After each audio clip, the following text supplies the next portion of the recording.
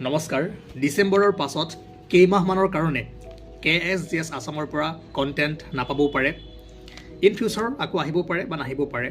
ইয়াৰ কাৰণটো হ'ল চাওক, KSGS আছামত যিমান পাৰোঁ ভাল কণ্টেণ্ট দিবলৈ ট্ৰাই কৰোঁ, কিন্তু এটা কুৱেশ্যন আহে, আৰু এইটো জেনুইন কুৱেশ্যন হয় যে মই যে বস্তুবোৰ পঢ়াই আছোঁ, মোক বহুতে কুৱেশ্যন কৰে যে হু আৰ ইউ, আপোনাৰতো টেগ নাই, তো আপুনি পঢ়াই থকাবোৰ আমি কেনেকৈ পঢ়িম। য়েছ, সঁচা কথা, এইটো ৰাইট হয়। আৰু সেইকাৰণে ট্ৰাই কৰোঁ কিবা এটা টেগ লওঁ যে অমুকটো এক্সাম ক্লিয়াৰ, তাৰপিছত পঢ়াব আহিলে বহুতে ভাল পাব আৰু বস্তুবোৰ বিশ্বাস কৰিব। প্ৰথম কথা, সকলো কাম সকলোৰে কাৰণে নহয়। মই ভাল এক্সপিৰিয়েঞ্চ নহয়, একেলগে বহি থাকিব নোৱাৰোঁ। চাওক, পৰীক্ষা পাছ কৰিবৰ কাৰণে, চাকৰি পাবৰ কাৰণে অকল নলেজ থাকিলেই নহ'ব বা বস্তুবোৰ জানিলেই নহ'ব। জানা বস্তুটোকে বাৰ 10 বাৰ 20 বাৰ পঢ়িব পাৰিব লাগিব। একেৰাহে টেবুলত 4-5 ঘণ্টা বহি থাকিব পাৰিব লাগিব। ইমানখিনি ধৈৰ্য লাগিব, তেতিয়াহে এটা এক্সাম ক্লিয়াৰ কৰিব পৰা যায়। ঠিক আছে, য়োগা কৰিম, মেডিটেশ্যন কৰিম, অলপমান চাওঁ কিবা এটা টেগ লগাব পাৰোঁ নেকি।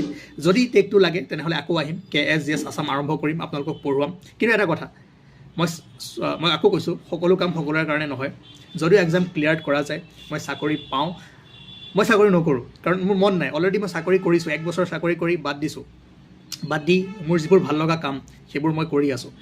আৰু পঢ়াই থকাটো মোৰ এটা চখ হয়, মই ভাল পাওঁ এই কামটো কৰি। সেইকাৰণে সদায় নতুন নতুন বস্তু বিচৰা, নতুন বস্তু দিয়া, এইবোৰ ভাল লাগে কাৰণে কৰি আছোঁ। কিন্তু তথাপিও তাৰ লগতে মোৰ বহু কাম চলি আছে, ঠিক আছে, সেইবোৰ কৰি আছোঁ। গতিকে তথাপিও যিটো কাম কৰি আছোঁ তাততো স্পেচিয়েলিষ্ট হ'ব লাগিব, কিবা এটা টেগ লগাব লাগিব ন। এইটো এক্সাম ক্লিয়াৰ, দেন পঢ়াই আছোঁ, অ'কে। চাওঁ, ট্ৰাই কৰোঁ, আপোনালোকে হেল্প কৰিব। আৰু তাৰ কাৰণে অলপমান কনচেনট্ৰেশ্যনটো আনিবলৈ চেষ্টা কৰোঁ। যিটো বস্তু নাই, ধৈৰ্যটো নাই, একেৰাহে এটা কাম কৰি থাকিব নোৱাৰি। ঠিক আছে, মোক অলপমান ডিফাৰেণ্ট কাম লাগে, এইটো।